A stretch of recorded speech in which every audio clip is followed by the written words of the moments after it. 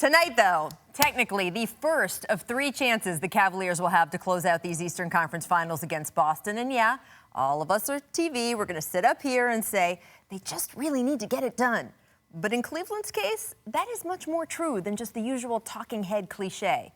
Remember the other night when Kyrie Irving twisted his ankle and the whole arena just held its breath? Well, it got less attention, but after the game, Kevin Love told ESPN Radio he tweaked his ankle too. Now, fortunately for Cavaliers fans, both players looked like they were moving pretty comfortably at shoot-around this morning, and both will play tonight.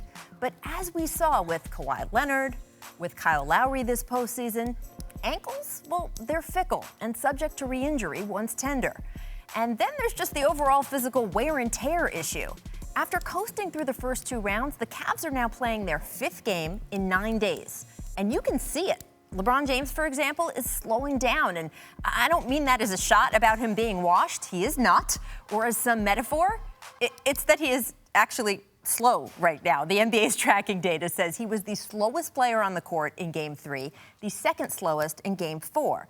Now, that's likely due to the virus that's going around the team, but that just means players could use the extra recovery days even more.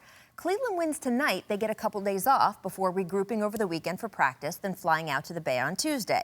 If the Eastern Conference Finals extends to 6 games, though, those off days disappear. Suddenly, the Cavaliers are at a huge deficit to the Warriors, who will have been resting for more than a week.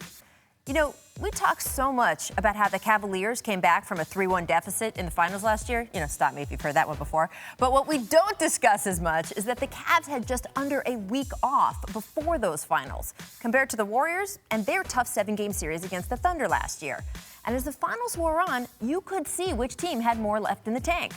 Cleveland certainly doesn't need those roles reversed this year. So tonight, as the Cavaliers take the court, it's going to be interesting to watch. Will they be the same team that put its foot on Toronto's neck for 4 games, or the team that let Boston back into this series? This is an urgent situation for Cleveland, and that is no cliche.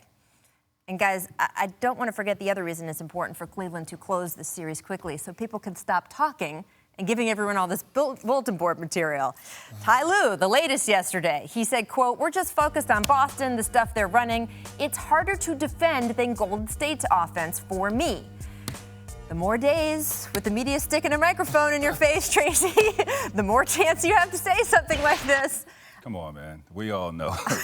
That's got to be a troll. I hope it's a troll because, I mean, Ty is a very smart guy. And the eye test tells me, now I haven't faced either one of these teams, but the eye test tells me Golden State is very tough to guard.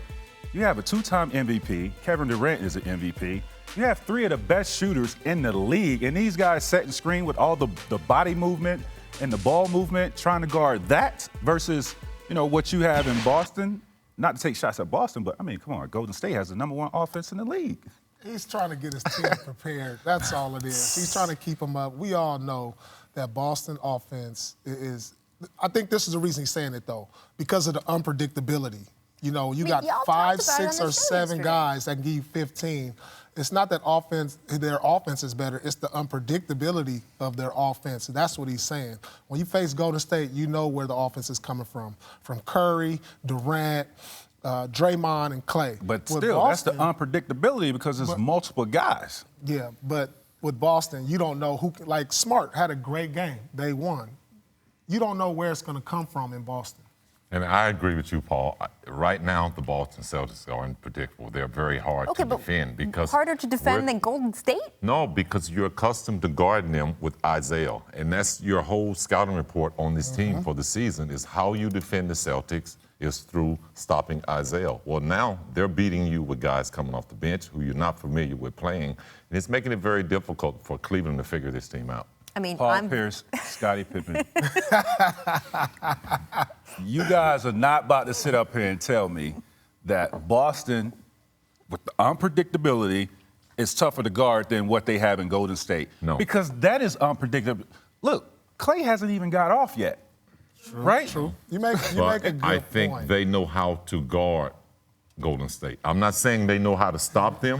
They know how to defend them. They know what they're going to do. They're very familiar with what they're going to be running, what the players are doing as individuals. They're not accustomed to what the players individually are doing for Boston, like Rozier, Jalen Sure indeed. Brown. But let me ask you this. Is there a KD-type player over there or a Steph Curry-type player over there? In You Boston? know what? No. It doesn't. It ain't about the type of players. It's the fact that these guys are scoring and they can't figure it out. Let me ask you this, T-Mac. When you're playing against KD, you're on defense. Your alertness is up at all times. Now, when you're playing against the Boston Celtics, you have Crowder or Avery, you're less alert.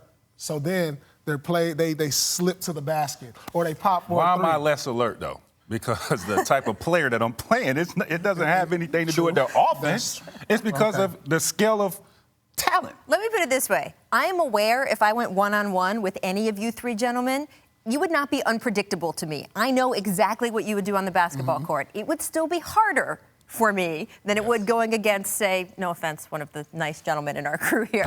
So just because you know what someone is going to do doesn't mean to me that they're easier. Right. I mean, at times this season, the Cavaliers had trouble defending a toddler with a lollipop. I mean, we need to see the big picture here.